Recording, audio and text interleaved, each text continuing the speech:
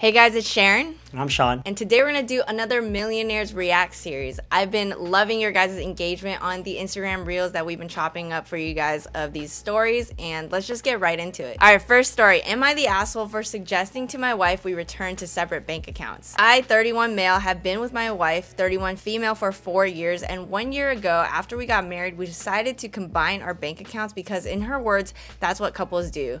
This was a mistake. My wife tends to spend a bit more money than me, though we have similar incomes, not enough to put us or herself in massive financial danger, but if it's there, she will spend it on random impulse purchases that will be used for a month then never touched again. She does always keep emergency funds aside, but saving big amounts takes much longer. I also feel like she's spending the money I earn, and I don't get to enjoy it because it just trickles away before there's enough to make a big purchase. I've expressed this before and she tries, but after a while it returns to how it was. Her memory is genuinely pretty terrible, and I do believe she is forgetting. So I sat her down last night and suggested we return to separate accounts. She got really upset and started crying. She started asking if I even loved her, asking if this was preparation for me wanting a divorce, accused me of cheating and wanting to hide things, etc. She walked right out and won't answer any of my texts. Her sister did text me a single message to say she's safe and at her place, but won't reply to anything else. Did I cross the line? Am I the asshole? Interesting take here. Just from what he wrote, I don't think he's quite the asshole per se, because he just wants to separate the amount that she spends. So I think it's not so much,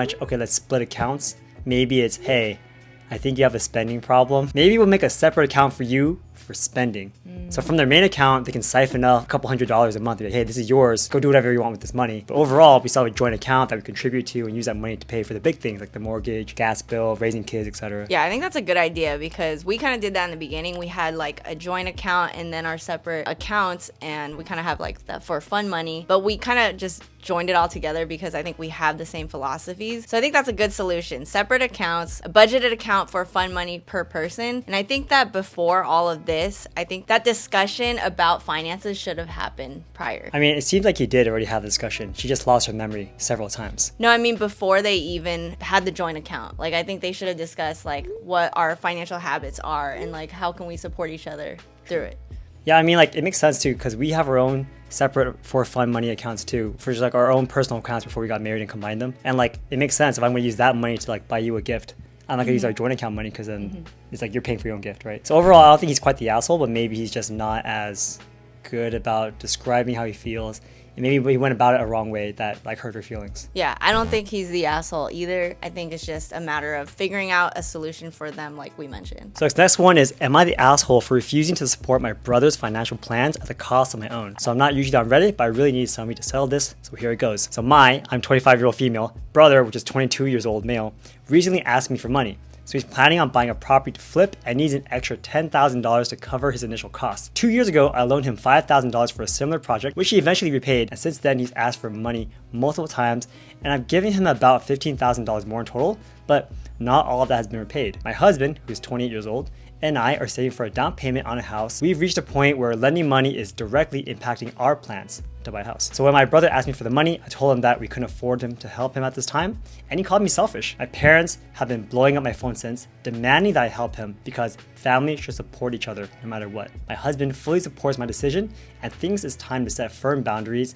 and I think I agree with him, but I'm starting to doubt myself. Am I the asshole? For some extra context, I told him that I'd be lenient with him getting to repay these other loans because his husband was hospitalized and he had medical bills to pay. But that's in the far past now, and it seems like he's been let off the hook. Alright, I think like she's definitely not the asshole here. First of all, if you're flipping houses and you can't even cover $10,000, you're in no business flipping houses. Like, when you flip houses, there's so many extra costs that go into a project, like holding costs and miscellaneous expenses that come out of nowhere, right? You do something and you open up a wall and the scope of work is way bigger than you thought, you're gonna be in a lot more trouble. And if you can't even afford $10,000, you're gonna run out of money so fast, and that $10,000 will become a $50,000 problem. And on top of that, she needs that money. Like, she's not like hoarding it. She's like actively using that money for a down payment for her own family's house. And if her parents are so mad, why don't they loan him the money? Yeah, I definitely agree. I don't think she's being the asshole. I think what you mentioned of like she actually needs the money is important to factor in, right? Like, if it were something where she had a bunch of money and she could loan it, like,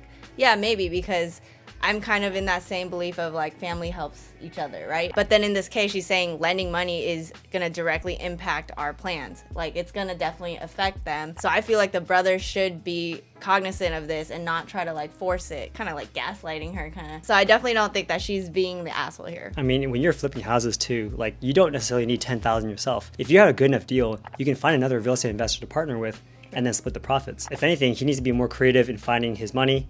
If she can't like lend to him, then he should be understanding and not try to like force her to give him the money. Yeah, I'm also like, if he's flipped other projects, couldn't he have gotten those profits too to like go for the next one? And it seems like the cost to entry for these projects are pretty low. So I'm actually surprised at this problem. So yeah, it sounds like we agree, not the asshole. All right, the last story is, am I the asshole for offering my wife a loan? I, 35 male, am married to my wife Ava, 30 female, of over 10 years. I love her very much and we have a good marriage, but recently a pretty big issue came up. Ava has a dog that's pushing 14 years old. She got him as a puppy in high school and she's always treated him like her child. We have been holding off on having kids for so long, partly because I know she will give the dog more attention than our real baby. Anyway, the dog has some health issues because it's older and it's a breed predisposed to certain health issues already. It's on death's door, but Ava won't let him go. She took him to the emergency vet a week ago and they convinced her to let them do all these tests and procedures to help him live longer. I really think they're just trying to profit off of her grief, and the bill came out to several $1,000s. My wife makes decent money, but she can't afford to pay the bill without either going to serious debt or dipping into her personal savings or retirement. For some context before I continue, Ava and I agreed prior to marrying that we would have separate finances. We would open an account we can both equally contribute to for our shared bills, but anything personal, clothes, cars, etc., or maintenance of premarital assets or debt would be paid with our own money. Ava's dog, of course, was a premarital item, so financing him is entirely 100% her responsibility. She signed a prenuptial agreement with me agreeing on these terms. Now, as a result of the financial strain the dog is putting on her, she has come to me asking that I split the vet bill with her since I could easily cover it. I reminded her of our prenup, which is where things got very heated and she called me selfish, cheap, and greedy. I didn't snap at her in return as the behavior is childish and I understood she was very emotionally distressed. Instead, I offered her a loan to cover the entirety of the bill at 6% interest with 3 years to pay me back starting at the end of next month. I mean, you can already tell where this is going, right? This guy's pretty interesting. Yeah, okay. She called me a few other names and said that the fact I was offering her a loan when I could just... Why am I laughing? Because you know this guy's a piece of shit. Okay, hold on. Okay. Dude, the 6% interest. Yeah, he had the number down ready. He's like, you know what? Okay. Based on the current market rates, my money could be doing way more, so 6% is fair. If I put in a high yield savings account, I make 4.5% easy, so I have to make a little bit more than that for the risk of loaning you the money. She called me a few other names and said that the fact I was offering her a loan when I could just help her pay was terrible. I decided to leave the vet clinic and give her some space and wait for her to calm down and see reason. She got back to me the next day only to tell me she's going to be staying at her mother's house for a while. She insists that I acted poorly, but I think I did the best I could in our situation. Was I the asshole here? Yes. I mean, I think like when it comes to splitting assets and a prenuptial agreement, it's usually there to protect yourself in the event that you guys separate, and then you don't have to have like a judge determine like how you split assets. It's already written down how you split the assets. I mean, this guy must have hated the dog, to be honest. Like he must have really hated the dog, because I think if you're with someone for 10 years, you're living with a dog, it becomes your family too, and you do whatever you can to extend the dog's life. This guy clearly has some resentment towards the dog. He's saying that the dog being there means that they can't have their own child, and then when the dog has issues, he'd rather like put it down than do whatever he can to prolong its life. And then when the bill comes, he's gonna put all the financial burden on his wife.